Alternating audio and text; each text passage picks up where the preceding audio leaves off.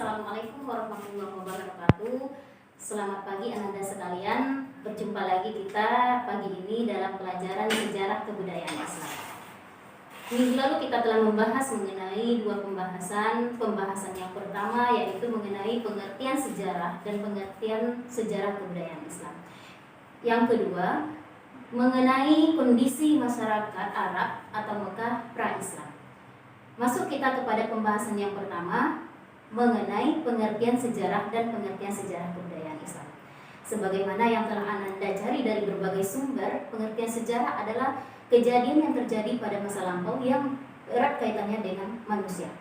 Di sini Anda perlu menggarisbawahi kejadian masa lampau seperti apa sih yang dikatakan dengan sejarah. Kejadian masa lampau yang dikatakan dengan sejarah adalah kejadian yang benar-benar terjadi dan mempunyai bukti dan berdampak pada masa sekarang. Kalau kita contohkan kejadian masa lampau itu adalah seperti peristiwa 17 Agustus 1945, kemudian peringatan Sumpah Pemuda dan lain sebagainya.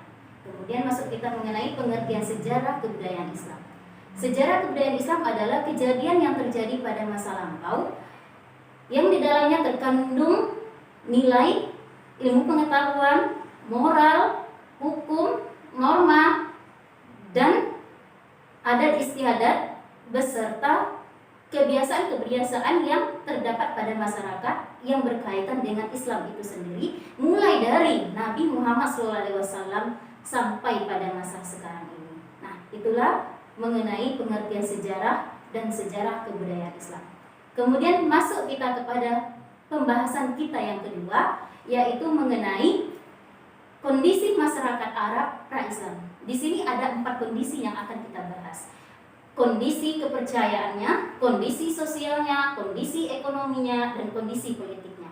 Namun pertemuan kali ini kita hanya membahas mengenai kondisi kepercayaan masyarakat Arab pra-Islam.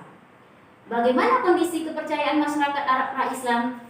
Ketika Nabi Ibrahim dan Nabi Ismail alaihi salam masih hidup, masyarakat Mekah pada masa itu menyembah tauhid atau beragama tauhid.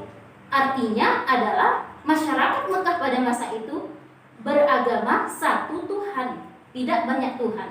Namun ketika Nabi Ismail dan Nabi Ibrahim alaihi salam ini meninggal dunia, mereka berpindah keyakinan. Proses perpindahan kepercayaan ini itu diawali oleh Amir bin Lu'ay, seorang suku Khuza'ah. Ketika dia melakukan perjalanan ke Syam, di Syam dia melihat penduduk Syam melakukan ibadah berbeda dari penduduk Mekah. Kemudian dia tertarik untuk belajar dan mengajarkannya di Mekah. Sesampainya dia di Mekah, dia membawa sebuah berhala dari Syam, kemudian diletakkannya di Ka'bah, dan berhala ini diberi namanya Hubal. Hubal inilah pemimpin dari berhala-berhala lainnya seperti Lata, Uzza, dan Manna. Kemudian orang-orang Mekah pada masa itu percaya dan yakin bahwasanya berhala ini adalah perantara mereka untuk menyampaikan segala sesuatu keinginan mereka. Sehingga mereka membuat begitu banyak berhala yang mencapai 360 berhala di Mekah tersebut. Bahkan ketika orang-orang syahid yang meninggal di kota Mekah tersebut, mereka membuat patungnya, kemudian mereka sembah. Nah, itulah yang terjadi pada masyarakat Mekah pada masa itu. Nah, di samping kepercayaan terhadap berhala, mereka juga mempunyai kepercayaan lainnya, seperti mereka menyembah matahari, benda-benda, jin, dan hantu. Tata cara mereka menyembah berhala ada 3 bentuk. Yang pertama, mereka selalu mendekatkan diri kepada berhala dan berlindung kepada berhala. Yang kedua, mereka ketika berhaji mengelilingi berhala sebagai tawafnya. Dan yang ketiga, mereka ketika menyembelih hewan dengan menyebut nama berhala. Pada kesempatan ini mungkin hanya itu yang bisa Ibu sampaikan. Dapat kita ambil kesimpulan bahwasannya masyarakat Mekah kepercayaannya pada masa itu politeisme atau yang disebut dengan banyak Tuhan. Lebih dan kurang Ibu mohon maaf. Ibu akhiri dengan wabillahi taufiq wal hidayah. Wassalamualaikum warahmatullahi wabarakatuh.